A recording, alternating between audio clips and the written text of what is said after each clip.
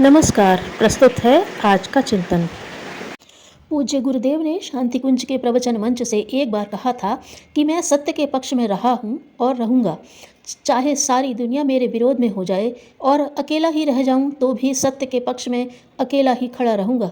कहते हैं सत्य में 1000 हाथियों का बल होता है। सत्यमेव जयते का सूत्र सभी सत्य पथ के पथिकों का मार्गदर्शक रहा है। सत्य और न्याय के मार्ग पर चलने वालों के जीवन में अड़चनें आ सकती हैं। न्याय प्राप्त करने में विलंब हो सकता है, लेकिन अंत में विजय सत्य की ही होती है। सत्य वही है जो शुभ है, कल्याणकारी है, जिससे जनहित होता है। न्यायोचित भलाई के सभी कार्य सत्य हैं। हर व्यक्ति को सत्य और न्याय के मार्ग का अवलंबन ही लेना चाहिए। न्याय और सत्य का पक्ष लेने वाला व्यक्ति महामानव होता है। अनेक महापुरुषों के जीवन में अनेक कठिनाइयां आईं, लेकिन उन्होंने सत्य का कार्य नहीं छोड़ा। परिणाम क्या हुआ, यह महत्वपूर्ण नहीं है।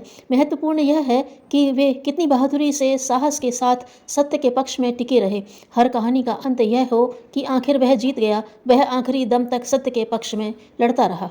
सत्य के पक्ष में संघर्ष करते हुए जीवन का बलिदान देने वाले मनुष्य ही नहीं, पशु पक्षियों ने भी इस सत्य यज्ञ में अपनी आहुतियां दी हैं, जिनकी गाथाएं युगों युगों तक गाई जाती रहेंगी।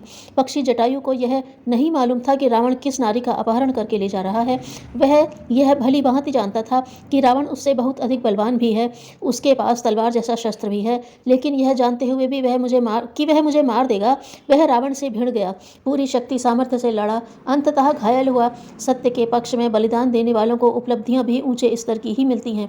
भगवान राम आए, अपनी सिर की जटाओं से जटायु का शरीर पोंछा। जिनके चरणों की धूल का एक कण मस्तक से लगाने में ऋषि मुनि तपस्वी अपना सौभाग्य समझते हैं, उनके सिर की जटाएं जटायु के शरीर को पोंछ रही थी। भगवान की गोद में उनके दर्शन करते हुए प्राण त्यागने का सौभाग्य जटायु को मिला। भगवान राम ने जटायु का अंत्येष्टि संस्कार किया। यह सौभाग्य तो राम के पिता दशरथ को भी नहीं मिला। सत्य जटायु के पक्ष में था, अतः अंततः रावण सपरिवार मारा गया। विजय सत्य की हुई। ऐसे बलिदानी शहीदों की गाथाएं सदा गाई जाती रहेंगी। सत्य के लिए संघर्ष किया था मीरा ने। मीरा का जीवन भगवान की भक्ति, साधु सेवा जैसे सत्कार्यों के लिए समर्पित था। परिवारी जन इसमें व्यवधान डालते थे। उन्होंने जहर देकर, सांप भेजकर, अनेक उपायों से मीरा को हानि पहुंचाने का प्रयास किया, लेकिन सतपथ का राही अपने मार्ग से विचलित कहाँ होता है। मीरा ने संत तुलसीदास को मन ही मन अपना गुरु मानकर अपनी समस्या का समाधान निम्न पद्य लिखकर पत्र से मांगा। स्वस्ति श्री तुलसी कुलभूषण दूषण हरण गुसाई, बारंबार प्रणाम करहूँ हरहु शोक समुदायी। मेरे माता पिता के सम हो हरिभक्तन सुखदाई, साधु संग और भगत करत मोहि देत कलेश महाई। हमको कहा उचित करिवो है, लिखियो सो समझाई। पत्र का उत्तर तुलसीदास ने एक पद्य के माध्यम से इस प्रकार दिया। जाके प्रियन राम वैदेही, तजिए ताहि कोटि बैरी सम, यद्यपि परम स्नेही। तज्यो पिता प्रहलाद विभीषण, बंधु भरत महतारी। बलि गुरु तज्यो कंत ब्रज बनितहि, भयो मुद मंगलकारी। यहाँ राम और वैदेही सत्य और न्याय के प्रतीक हैं। दोनों ने अनेक कठिनाइयों के उपरांत भी असत्य और अन्याय के सम्मुख सिर नहीं झुकाया, समर्पण नहीं किया। उसी का परिणाम है कि 10 अवतारों में राम को श्रेष्ठतम अवतार माना जाता है, जिनके प्रति सबसे अधिक लोगों की श्रद्धा है, जो मर्यादा के संरक्षक हैं, अर्थात मर्यादा पुरुषोत्तम हैं। पिता, भाई, माँ, गुरु और पति की आज्ञा पालन करने के निर्देश नीति शास्त्र में दिए जाते हैं, लेकिन असत्य और अन्याय का पक्ष लेने की आज्ञा देने वाले इन संबंधियों को भी छोड़ देने का निर्देश संत तुलसीदास ने मीरा को दिया। भक्त प्रहलाद के पिता हिरण्यकशिपु स्वयं को भगवान मानता था और अपना नाम भजने की आज्ञा पुत्र को देता था, जिसकी अवज्ञा प्रहलाद ने की तो नृसिंह अवतार लेकर भगवान ने हिरण्यकशिपु के अत्याचारों से संसार को मुक्त कराकर समाज का कल्याण किया। पिता की अवज्ञा कल्याणकारी सिद्ध हुई। विभीषण ने बड़े भाई रावण की आज्ञा नहीं मानी, लात खाकर, अपमान सहकर भी राम शरण में पहुंचा और सत्य का पक्ष लिया। अंततः रावण को मारकर भगवान ने निश्चरहीन करहु मही की प्रतिज्ञा पूरी करके दुनिया को रावण के अत्याचारों से मुक्ति दिलाई। भरत की माँ केकई ने भरत को आज्ञा दी कि वह राजगद्दी पर बैठे और राज्य करे, लेकिन भरत ने माताजी की आज्ञा नहीं मानी, सत्य का पक्ष लिया। बड़े भैया राम को राज सिंहासन पर बैठने की प्रार्थना की। न मानने पर भगवान राम की चरण पादुकाएं राज्य सिंहासन पर विराजमान कराकर स्वयं भी 14 वर्ष नंदीग्राम में तपस्या की। भरत ने सत्य का पक्ष लिया तो राम भरत का भातृ प्रेम संसार में एक आदर्श बना, अनेकों का प्रेरणा स्रोत बना। महाराज बलि यज्ञ के उपरांत दान कर रहे थे, जो भी आता जो भी मांगता देते जा रहे थे। भगवान ने बालक के रूप में वामन अवतार लिया। भगवान वामन ने बलि से दान मांगा। राजा बलि के गुरु शुक्राचार्य ने बलि को दान न देने की आज्ञा दी। सत्य का पक्ष लेते हुए राजा बलि ने गुरु आज्ञा नहीं मानी और भगवान को दान दिया। ब्रज की गोपियां कृष्ण की बांसुरी सुनकर घर के काम छोड़कर चली जाती थी। उनके पति उन्हें न जाने का आदेश देते रहे, लेकिन सत्य का पक्ष लेते हुए उन्होंने अपने पतियों की बात नहीं मानी।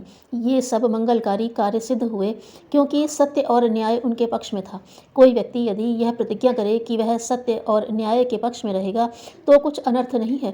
महान योद्धा भीष्म पितामह ने अपने पिता की कामेच्छा की पूर्ति के लिए स्वयं आजीवन अविवाहित रहने और राजगद्दी के पक्ष में रहने की प्रतिज्ञा की करके भारी भूल की। उन्होंने सत्य का पक्ष नहीं लिया, पिता की गलत इच्छा की पूर्ति के लिए प्रतिज्ञा कर ली, यह उनकी भूल थी। दूसरी भूल उन्होंने यह की कि राजगद्दी के पक्ष में रहने की प्रतिज्ञा कर ली।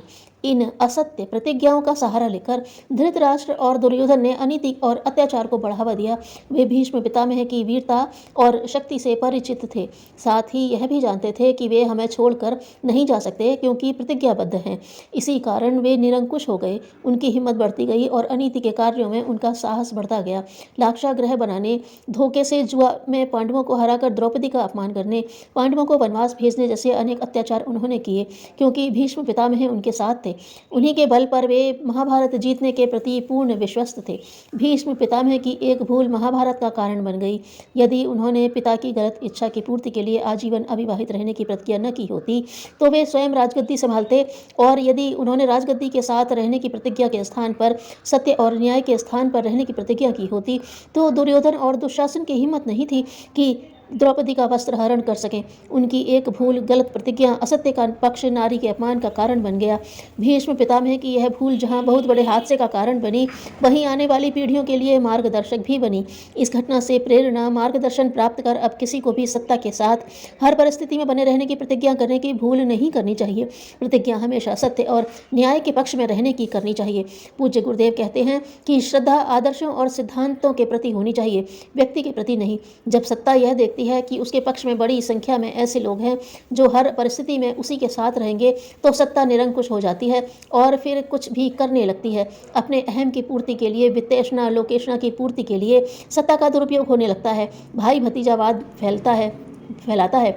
अयोग्य होते हुए भी सत्ता में आने का अवसर उन्हें मिल जाता है। राजनीतिक क्षेत्र में किसी नेता की लोकप्रियता अथवा जातिवाद का सहारा लेकर बने संगठन, धार्मिक क्षेत्र में श्रद्धा के कारण बने संगठन, परंपरागत प्रतिबद्धता के कारण जन समर्थन और लोक श्रद्धा का दोहन करने लगते हैं। चतुराई और अंधश्रद्धा नहीं, प्रखर प्रज्ञा और सजल श्रद्धा का समन्वित स्वरूप ही वरेण्य है। प्रखर प्रज्ञा विवेक बुद्धि के अभाव में श्रद्धा अंधश्रद्धा बन जाती है और सजल श्रद्धा के अभाव में प्रज्ञा चतुराई में परिवर्तित हो जाती है। चतुराई नहीं, सद्विवेक चाहिए। चतुराई के बल पर तर्क बुद्धि असत्य को सत्य और सत्य को असत्य सिद्ध करने लगती है। सत्य असत्य और न्याय अन्याय का निर्णय करने के लिए प्रखर प्रज्ञा, सद्विवेक और सजल श्रद्धा, सद्भावना का सहारा लेना चाहिए। चतुराई और अंधश्रद्धा वरेण्य नहीं है। मन की प्रसन्नता ही व्यवहार में उदारता बन जाती है। धन्यवाद।